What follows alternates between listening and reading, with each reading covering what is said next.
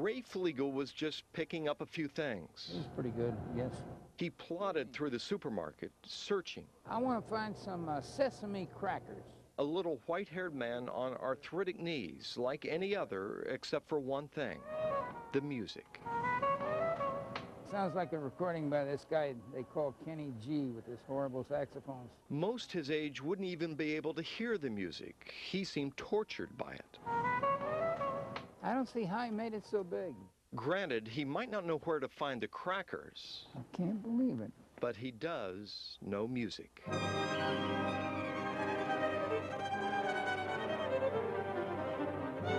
At an age when most of us will be fortunate just to be wheeled out for a few minutes of sun each day, Ray Fliegel's hearing is so extraordinary and his fingers so nimble that he's still capable of playing with a world-class symphony orchestra at the age of 82. I noticed almost immediately that he has an aura about him. I didn't know who he was at first. I just saw this charming older guy surrounded by all the ladies at every rehearsal break. You playing all the notes? Well, I'm adding some that didn't belong there. Indeed, they kneel at his side, gazing up at the aging face with the crisp blue eyes. Certainly something draws them. That's because they're safe.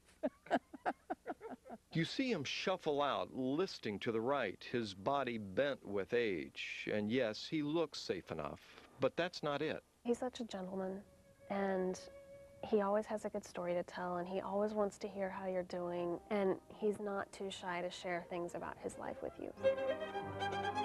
There is much to share. Raphael Fliegel, a child prodigy who made a good living during radio's heydays and later traveled as part of the Army's orchestra. It was after the war that he returned to the Houston Symphony, where he had been a soloist at 15. But he returned as principal of the first violins and remained its concertmaster for 20-some years.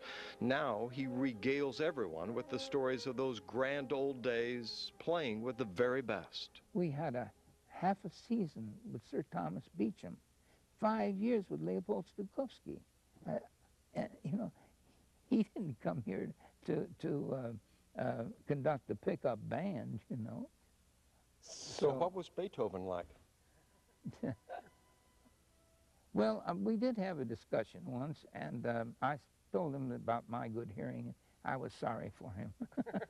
There isn't a single member of this orchestra who does not love Ray Fliegel. For John DeWitt, the principal trumpet, seeing Fliegel sitting there, his violin cradled under his chin, is an inspiration.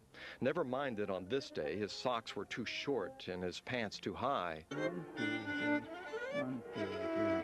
For there he is, still working at his craft right through his break. I think it was in 3, darling. He brings with him his knowledge and the quality of his work every time he comes.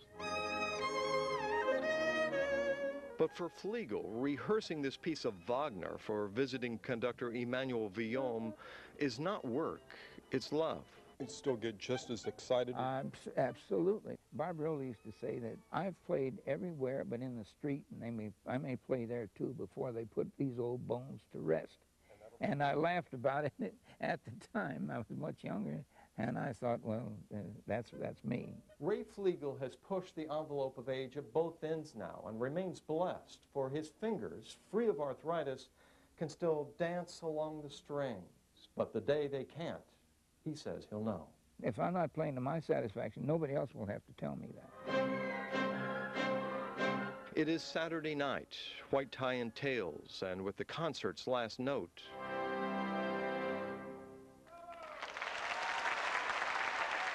comes the applause. Ray is slow to stand, but as the maestro bows and acknowledges the crowd and heads for the wings, there's one last pat for Ray. He still loves it so. Dan Locke, 11 Up Close. And that is Houston's music man. Ray Fliegel says that he knows he'll have to stop someday, but he has no date in mind and intends to play as long as he's capable.